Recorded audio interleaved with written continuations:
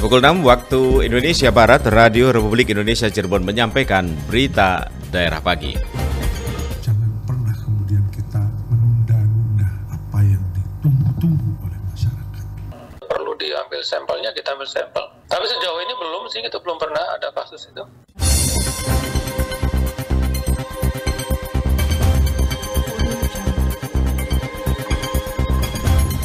Pendengar, sebelum kami hantarkan keseluruhan berita daerah pagi untuk edisi hari ini, Sabtu 27 Agustus 2022, kami akan hadirkan terlebih dahulu sari berita. Di antaranya, Wali Kota Cirebon meminta layanan pada Disduk Capil ditingkatkan.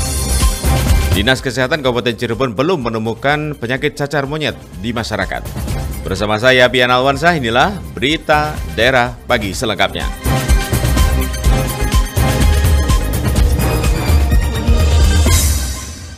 Mulai informasi pertama, Wali Kota Cirebon meminta layanan pada Disduk Capil ditingkatkan. Masyarakat Kota Cirebon membutuhkan pelayanan prima dalam pengurusan data-data kependudukan, data-data pribadi. Wali Kota Cirebon Dr. Andes Haji Nasruddin Aziz SH melantik seorang pejabat eselon 3 pada Dinas Kependudukan dan Catatan Sipil Disduk Capil di ruang Adipura Kencana Balai Kota Cirebon kemarin. ASN yang dilantik yakni Muhammad Ijudin Eskom sebagai Kabid Pengelolaan Informasi Administrasi Kependudukan dan Pemanfaatan Data Disduk Capil yang sebelumnya merupakan pejabat eselon 4. Aziz menegaskan setelah pengisian jabatan tersebut, Disduk Capil harus terus meningkatkan kualitas pelayanan kepada masyarakat, terutama di bidang pelayanan administrasi kependudukan. Mau bikin ini, mau bikin itu, kalau KTP-nya belum ada, tidak bisa. Mau bikin ini, bikin itu, kalau kakaknya belum ada, tidak bisa. Jadi jangan pernah menunda pelayanan dasar tentang kependudukan untuk masyarakat. Itu. Jadi biasakanlah itu bahwa memberikan pelayanan tentang kependudukan untuk masyarakat itu sebagai kewajiban kita dalam melayani masyarakat. Menurutnya, layanan kependudukan sangat penting bagi masyarakat. Oleh sebab itu, Aziz meminta durasi pelayanan kependudukan agar masyarakat tidak menunggu lama. Tidak hanya itu, aparatur sipil negara ASN harus bersikap ramah agar masyarakat merasa nyaman dan puas terhadap pelayanan Disduk Capil Kota Cirebon. Lengga Ferdiansah melaporkan. Dinas Komunikasi dan Informatika Diskominfo Kabupaten Majalengka mengingatkan masyarakat tentang kejahatan cyber di dunia sosial media atau sosmed. Banyaknya akun-akun sosmed mengalami pencurian data pribadi. Menyiasati hal tersebut, Kepala Bidang Statistik dan Persandian Diskominfo Majalengka Teguh Subagja meminta warganet agar tidak pernah memposting data-data pribadi seperti NIK atau NIK, nomor rekening, NIP atau NIP maupun data lain yang sifatnya pribadi. Hal senada juga diungkapkan Kasih Persandian Abu S. Mulyana mengatakan, jikapun diminta oleh oknum yang mengatasnamakan perbankan, hendaknya diabaikan. Dinas Kesehatan Kabupaten Cirebon belum menemukan penyakit cacar monyet di masyarakat. Tetap sama seperti COVID virus dan lebih banyak karena kontak erat. Dinas Kesehatan Dinkes Kabupaten Cirebon melalui Puskesmas terus melakukan surveillance aktif di masyarakat terhadap suspek atau orang dengan gejala yang mengarah dan mirip pada penyakit cacar monyet. Kepala Bidang Pencegahan dan Pengendalian Penyakit P2P Dinkes Kabupaten Cirebon Sartono menyampaikan, seluruh puskesmas sudah waspada dan memantau pelayanan kesehatan bagi pasien setiap harinya. Apabila persyaratan keluhan pasien yang mengarah ke penyakit cacar monyet terpenuhi, maka petugas mengambil sampel dan kemudian spesimen itu dikirim ke laboratorium Bandung. Hingga saat ini Dinkes belum menemukan adanya kasus cacar monyet. Keluhan yang paling mudah dideteksi dari penyakit cacar monyet ini adalah mual, muntah, dan terlihat ruam di daerah wajah. Perlu diambil sampelnya, kita ambil sampel. Tapi sejauh ini belum sih, itu belum pernah ada kasus itu. Yang paling mudah itu kan biasa mual, muntah. Paling kelihatan itu kan ada ruamnya. atau ada seperti cacar cuman agak besar ya, terutama daerah muka, telapak tangan, seperti cacar air cuman agak besar dan menghitam. Pak, ini sebetulnya disebabkan oleh apa sih Pak? Tetap sama seperti COVID virus dan lebih banyak karena kontak erat. Jajaran Dinkes Kabupaten Cirebon telah mengantisipasi penularan penyakit cacar monyet ini. Menurut Sartono, dimulai sejak WHO sudah menyampaikan adanya kegawat daruratan kesehatan global. Pemerintah pusat menindaklanjuti dengan melakukan pertemuan dengan provinsi dan kabupaten kota berkaitan dengan penanganan cacar monyet. Namun kewaspadaan di tingkat puskesmas tidak hanya tentang cacar monyet, melainkan hepatitis akut dan juga COVID-19. Ditegaskan masyarakat tidak perlu panik terhadap merebaknya penyakit yang disebabkan virus, karena sebetulnya virus tergantung dari daya tahan tubuh setiap orang sepanjang tidak ada kontak erat. Cara termudah yaitu menghindari kerumunan dan memastikan pelaku perjalanan tidak menjadi kontak erat, serta patuh menjaga kesehatan diri sendiri. Sebanyak 31 perwira menengah TNI AD dari Pusat Pendidikan Teritorial TNI Angkatan Darat melakukan latihan kerja on-job training atau OJT aplikasi atau praktek pendalaman materi teritorial di Aula Mashud Wisnu Saputra Kodim 0615 Kuningan kemarin. Dandim 016 Kuningan Letkol Infantri Bambang Kurniawan melalui Kasdim 0615 Kuningan Mayor Infantri Uci Karlan mengatakan, tujuan dari OJT untuk meningkatkan profesionalitas dan kemampuan pembinaan teritorial atau BINTER. Pihaknya meminta agar para perwira dapat menyerap ilmu teritorial untuk digunakan sebagai bekal mereka saat bertugas di daerah penempatan mereka bertugas. Berita daerah ini Anda bisa simak melalui channel YouTube kami RRI Cirebon dan juga di frekuensi kami. Badan Kesatuan Bangsa dan Politik Kesbangpol Kabupaten Cirebon dorong pembentukan tim kewaspadaan dini pemerintah daerah tingkat kecamatan dan Forum Kewaspadaan Dini Masyarakat atau FKDM. Deteksi dini dan cegah dini terhadap THG. Badan Kesatuan Bangsa dan Politik Kesbangpol Kabupaten Cirebon kembali melaksanakan kegiatan pencegahan konflik sosial menjelang pemilu dan pilkada serentak tahun 2024 di Kabupaten Cirebon. Kepala Bidang Kewaspadaan Nasional Badan Kesbangpol Kabupaten Cirebon, Maman Rukmana mengatakan pihaknya memfasilitasi aparat atau petugas di tingkat desa maupun kecamatan dalam upaya kondusivitas wilayah melalui deteksi dini dan cara pencegahannya.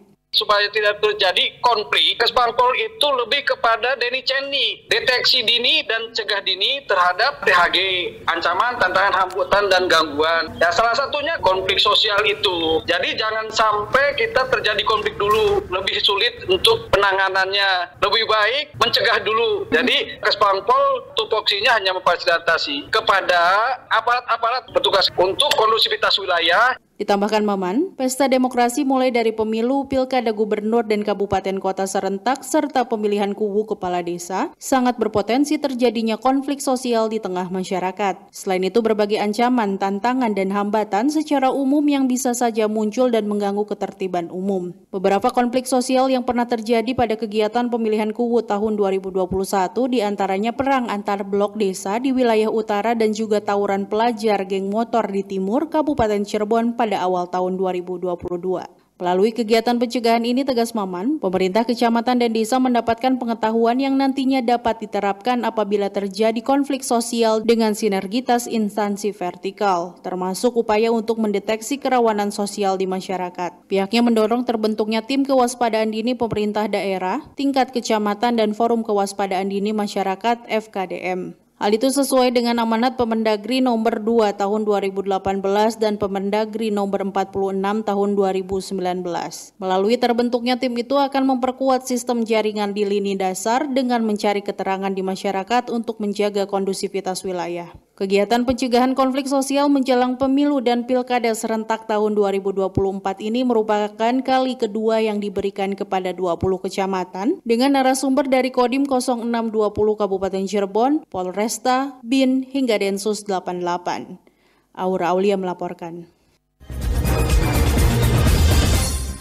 Bupati Indramayu Nina Agustina langsung ambil langkah cepat untuk menyelamatkan Bank Perkreditan Rakyat atau BPR Karya Remaja Kabupaten Indramayu.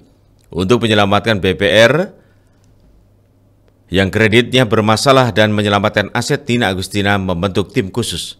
Tim khusus ini akan bekerja sesuai dengan masalah yang dihadapi BPRKR agar Perumda ini bisa diselamatkan.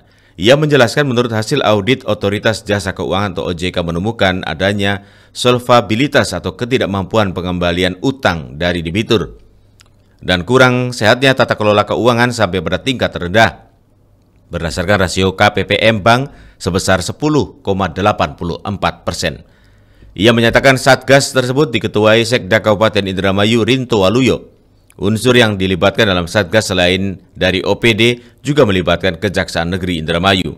Ia menambahkan masih berdasarkan hasil riset OJK yang dikeluarkan pada pertengahan Agustus 2022 lalu, maka BPRKR kini menyandang status BDPI atau Bank dalam Pengawasan Intensif. Beberapa catatan penting diterbitkan OJK.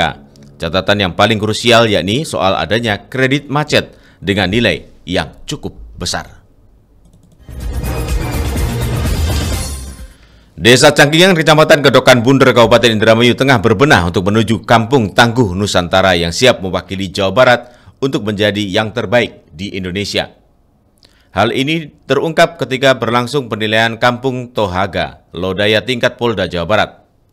Camat Kedokan Bunder Atang Suwandi menjelaskan banyak inovasi yang dilakukan oleh Desa Cangkingan dalam melakukan penanganan COVID-19 yang dilakukan bersamaan dengan pemberdayaan masyarakat. Dengan inovasi tersebut, masyarakat Desa Cangkingan menjadi survive dan terbantu dengan kebijakan dari pemerintah desa.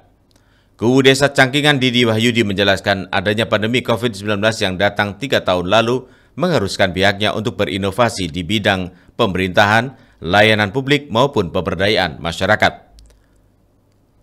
Inovasi yang dimaksudkan yakni memberikan kemudahan kepada masyarakat melalui inovasi digital mulai dari pemerintahan, layanan publik, dan pemberdayaan masyarakat.